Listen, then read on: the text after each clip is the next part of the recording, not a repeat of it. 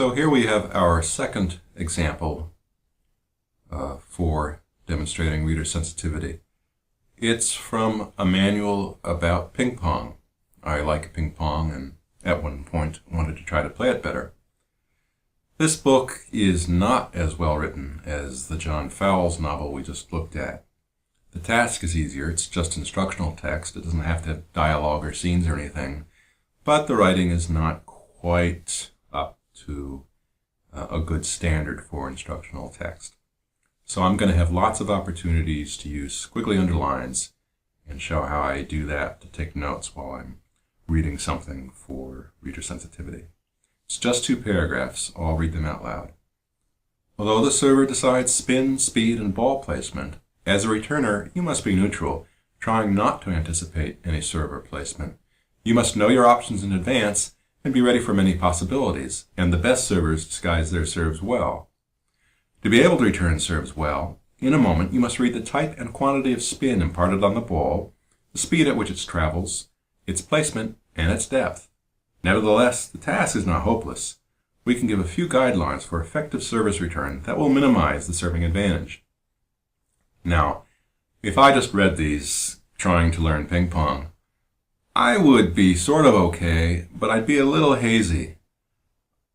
I would just, and if somebody asked me, I would say, well, it's an okay book. It's not great. It's a little confusing here and there. Now, if I slow down, let's say I'm the writer and I would like to revise this to make it better, so I'm going to slow down and read it. Maybe I'll actually be able to find out what it is that's bothering me. Some places in the text I can point to. I'm not going to fix anything right now. I just want to find out what specifically is bothering me. Just my reactions, my thoughts and feelings as I read along. So let's start with the first sentence. Although the server decides spin, speed, and ball placement, as a returner, you must be neutral, trying not to anticipate any serve or placement. This doesn't go together. The server deciding does not go with me needing to be neutral and trying not to anticipate. I sort of know what they're trying to say. The server has a lot of options, but you can't worry about that. You've got to be ready for anything. Okay, but it's not written that way. And I have to slow down and just try to figure it out. And it's hard to figure out because decides doesn't go with must be neutral. So I have a problem there. Next sentence, you must know your options in advance. That comes out of nowhere. What options? What options are we talking about here? So I have a problem there. And again, I don't have to go further than just noting something that bothers me. And be ready for many possibilities. Okay, that's fine. And the best servers disguise their serves well. Well, this is a non sequitur. It's totally out of place. And again, if I were reading quickly, I would sort of know what they meant, but I'd be a little bit bothered by it. I would just keep going, but it would decrease my comprehension just a bit and my enjoyment. Now, because I'm slowing down, I can pinpoint that this phrase is a problem. And if I'm the writer, that will help me revising it later. Next paragraph. To be able to return serves well, in a moment, you must read the type and quantity of spin imparted on the ball, the speed at which it travels, its placement, and its depth. Now, just in passing, the it here is just a tiny bit confusing because I actually have 2 objects before here. I've got a ball and I've got a serve. And what is it referring to, the ball or the serve?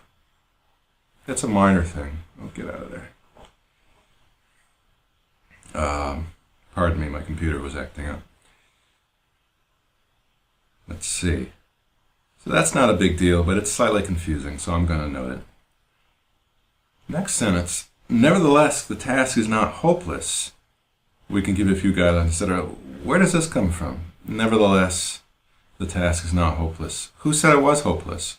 Nobody said it was hopeless. So, what's going on? That confuses me.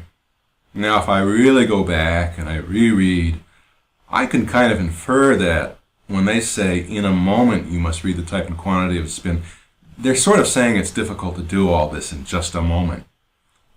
But they don't actually explicitly say that. If they were, they would put that statement right here. Gosh, this is all really hard to do in just a moment. Nevertheless, the text is not hopeless. But they didn't do that. So I get confused there because they left that sentence out. So that's my reader reaction to something not too well written, my reader sensitivity. And again, it's not very complicated. It might seem so simple, why bother? But the reason that we bother is now, if I'm a writer, I can go back and I can look at, okay, why is decides not seem to be the right verb? What could I do about that sentence to rewrite it to make it better?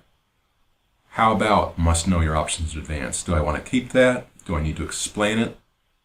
And how about the best service disguises their serves well? Is that something that I should put in a different place? I sort of think I have an idea there, but I don't seem to be explaining it very well. My reader, me in this case, isn't reacting very well to that. So I need to look at that. And similarly down here, because my reader, me, gets confused here, I could think, oh, maybe there's some missing information that I need to insert. So that's not only reader sensitivity, but what you could actually do with it once you develop it.